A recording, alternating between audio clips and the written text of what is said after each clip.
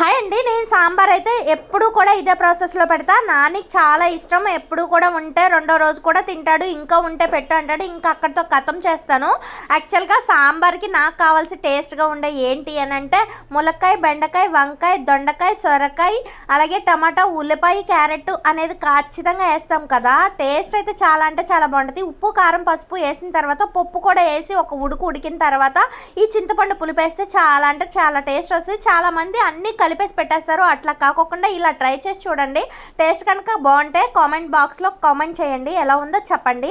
అలాగే next videos నుండి అయితే నేను మా వదిన్ని చూపించి వీడియోస్ చేద్దాము. మా ఇద్దరం కలిసి వంటలు చేసి మీకు చూపిద్దాము అని అనుకుంటున్నాం. వీడియోలో కనుక ఖచ్చితంగా మా వదిన కనపడేయాలనుకుంటే ఈ వీడియోకి ఒక 100 లైకులు ఖచ్చితంగా వేసేయండి. అప్పుడు మాత్రం ఖచ్చితంగా మా వదిన్ని వీడియోస్లో చూపిస్తాను. వంటలు ఎలా చేస్తాము ఏంటి అనేది చూపిస్తాను.